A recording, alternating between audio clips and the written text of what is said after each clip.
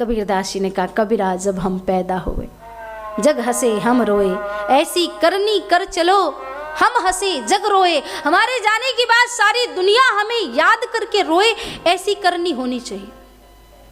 जीवन जीना है तो रामायण सुनो, मृत्यु को सुंदर बनाना है तो भागवत कथा सुनो। एक बुजुर्ग रेलवे स्टेशन पे बैठ करके रामचरितमानस का मूल पाठ कर रहे थे। मूल पाठ करते करते वहाँ पे एक शादीशुदा नवयुवक आया अपनी पत्नी के साथ में। पढ़ा लिखा नौजवान व्यक्ति था। बाबा को देख के कहता, बाबा ये क्या कर रहे हो? बोले रामायण पढ़ रहा हूँ। बोले क्या पुराने जमाने के लोग, इन लोगों को तो कुछ है ही नहीं, गवार के गवार ही रह जाएंगे ये लोग। अरे इतने बड़े बड़े उपन्यास, नोवेल सब कुछ निकल रहे, पत्रिकाएं, वो पढ़ो, ये क्या पुरानी सी रामायण लेकर के बैठो, क्या इसमें क्यों टाइम अपना बिगाड़ रहे हो इसमें? बाबा जी ने कहा, बेटा मैं ज़्यादा पढ़ा लिखा नहीं हूँ, मुझे तो नहीं पता कि इस रामायण में क्या है, लेकिन तू बता दे इस रामायण में क्या नहीं है। हाँ इतना बता दे बस, इस रामायण में क्या नहीं है। उस व्यक्ति ने कहा, मुझे ऐसा लगता है कि टाइम वेस्ट करने के सिवा इसमें कुछ नहीं है, कुछ नहीं है इसमें। समय बीता, थोड़ी देर बाद ट्रेन आई, सब ट्रेन में बैठ गए। ट्रेन चली ही थी कि ये आदमी चिल्लाए, अरे कोई चैन खींचो, चैन खींचो, चैन खींचो, ट्रेन रोको, ट्रेन रोको। लोगों ने कहा, भैया तुम्हें पता नहीं जुर्माना भरना पड़ेगा और ये दंडनीय अपराध है, चैन नहीं खींच सकते। अरे बोले चैन खींचो, जल्दी जल्दी में मैं ट्रेन में चढ़ गया और मेरी बीवी रेलवे स्टेशन में रह गई। उस बुजुर्ग ने इस व्यक्ति का हाथ पकड़ा और कहा, तू मुझे रेलवे स्टेशन पे कह रहा था ना कि रामायण क्यों पढ़ते हो, क्या है इस रामायण में? अगर तूने पूरे जीवन में एक बार रामायण पढ़ी होती तो आज तू ये गलती नहीं करता। बोले अच्छा, मेरी पत्नी स्टेशन में छूट गई, उसका रामायण से क्या लेना देना? बोले लेना देना है। तूने अगर जीवन में कभी रामचरितमानस पढ़ा होता तो तूने ये पढ़ा होता कि रामचरितमानस में जब प्रभु श्री राम वन की ओर जाते हैं, केवट प्रभु को नाव पे बैठाता है गंगा जी के उस पार करने के लिए, तो प्रभु श्री राम पहले स्वयं नहीं बैठते, पहले माता सीता को बैठाते हैं और उसके बाद प्रभु श्री राम बैठते हैं।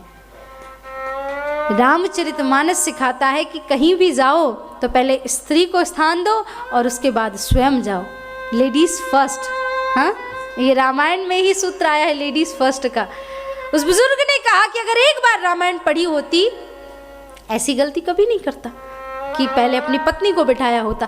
मेरे कहने का मतलब, संसार में एक व्यवहारिक चीज भी अगर कोई ऐसी नहीं जो रामचरितमानस में जिसका उत्तर ना हो, जिसका समाधान ना हो। एक मर्यादित पुत्र कैसा होता है, एक मर्यादित भाई कैसा होता है, एक मर्यादित सखा कैसा होता है, एक मर्यादित पत्नी कैसी होती है, एक मर्यादित माँ कैसी होती है, ये सीखना है तो रामायण से सीखिए। और तो और एक मर्यादित शत्रु कैसा होता है ये भी सीखना है तो प्रभु श्री राम से सीखिए। पहले हनुमान जी को और फिर अंगद को दो बार भगवान ने संधि करने के लिए भेजा। हमारी पत्नी को कोई हरण करके ले जाए और हम तब भी उससे कहेंगे कि संधि करो, लेकिन मेरे प्रभु श्री राम ने आदर्श की पराकाष्ठा निभाई है, मर्यादा की पराकाष्ठा निभाई है। इस जीवन में आकर के मेरे प्रभु ने संसार को सीख दी है कि एक जीवन हो तो कैसा होना चाहिए। जीवन को स्वच्छ बनाने के लिए, सुंदर बनाने के लिए, जीवन को पवित्र बनाने के लिए राम कथा सुननी चाहिए। जो भी राम कथा सुनता है उसके शरीर से, एक एक रोए से प्रभु के जीवन के चरित्र का भाव अपने आप गुंजान होने लगता। हम बैठे बैठे यहाँ पे एक विचार अवश्य करेंगे, सोचेंगे, हम रामचरितमानस में अगर रहे होंगे त्रेता युग में तो किस रोल में रहे होंगे? क्या हम अयोध्या की कोई प्रजा होंगे? क्या हम प्रभु के कोई मित्र रहे होंगे? क्या हम कोई बानर भालू रहे होंगे? क्या हम कोई कोल भील रहे होंगे? और विचार करिए, अगर अपने आप को किसी भी रोल में देख लिया, एक छोटी सी गिलहरी के रूप में भी देख लिया ना, कि जिसने गिलहरी प्रभु श्री राम का सेतु बंध रहा था।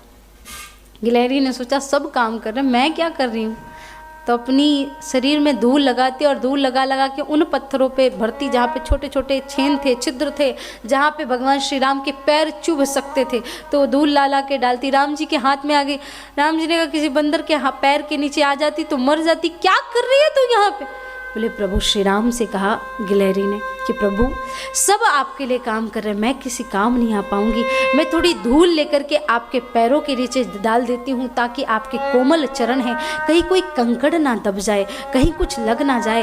एक गिलहरी जब प्रभु के कार्य के लिए इतना सोच सकती है तो हमें भी विचार करना चाहिए कि हम प्रभु के किस काम आ रहे हैं, या त्रेता युग में हमारा क्या रोल रहा होगा।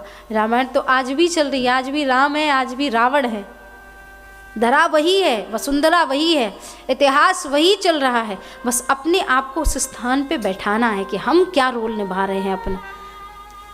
पर निभाना हमें कोई रोल है नहीं, हमें बस पैसे कमाना है, हमें सिर्फ अपने परिवार का पेट भरना है और कुछ नहीं। थोड़ा समय मिला तो मनोरंजन कर लिया इधर उधर। क्यों? ऋषभदेव जी महाराज ने कहा, जैन धर्म में 24 तीर्थंकर होते जिनमें से ऋषभदेव जी महाराज एक है। उन्होंने कहा नाय देहो दी भाजाम नलो की कष्टान कामा नरहते विडभुजाम ये तपो दिव्यम पुत्रका ये न सत्वम। मनुष्य का तन भोगों में रत रहने के लिए नहीं मिला है। जन्म लेना है, भोजन करना है, विवाह करना है, पुत्र लाने हैं, ये काम तो पशु भी करते हैं। कितनी बड़ी बात है, हमें बुरी लग सकती है, लेकिन शास्त्रों की बात है कि अगर वही काम करना है जो एक पशु करते हैं तो हम में और पशुओं में अंतर क्या रह गया महाराज? अगर हम में और पशुओं में कोई अंतर है तो वो ये है, हमारे पास वाणी है, हम प्रभु की भक्ति कर सकते हैं, हम प्रभु की सेवा कर सकते हैं, हम प्रभु की भक्ति भाव में डूब सकते हैं, लोगों को उस भक्ति में जागृत करा सकते हैं। पर नहीं, हमें तो मनुष्य तन को ऐसे ही गवा देना है।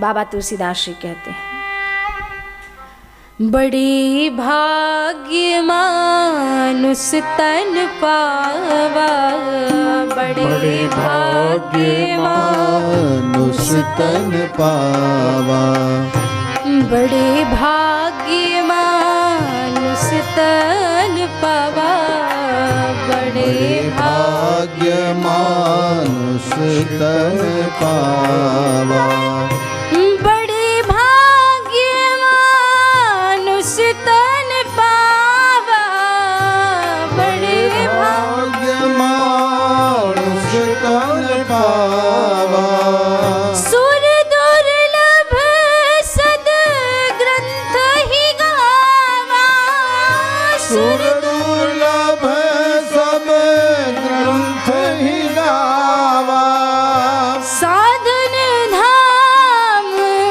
मोक्ष कर द्वारा, साधन धाम मोक्ष कर द्वारा, पाई न तेहि पर लोक सवारा, पाई न तेहि पर लोक सवारा, बड़े भाग्य मानुष तन पावा, बड़े भाग्य मानुष तन पावा।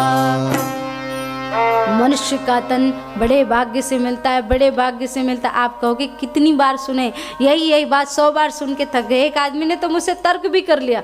एक आदमी ने कहा ये किसने लिखा बड़े भाग्य मानुष तन पावा? मैंने कहा बाबा तुलसीदास जी ने। बोले तुलसीदास जी ने लिखा है, क्षिति जल पावक गगन समीरा, पंच रचित अति अधम शरीरा। आप डिसाइड कर लो साध्वी जी, ये शरीर अधम है या बड़भागी है। मैंने उसके मुंह में जवाब दिया, क्योंकि मैं बहुत स्ट्रेट फॉरवर्ड हूँ, बहुत तीखा बोलती हूँ। मैंने बोल दिया उसको, भैया जो व्यक्ति भगवान की भक्ति करता है, भगवान का भजन करता है, उसके लिए तो बड़भागी है, और तुम जैसे लोग जो कथा में भी आके तर्क वितर्क करते हैं, उनके लिए ये तन अभागी है।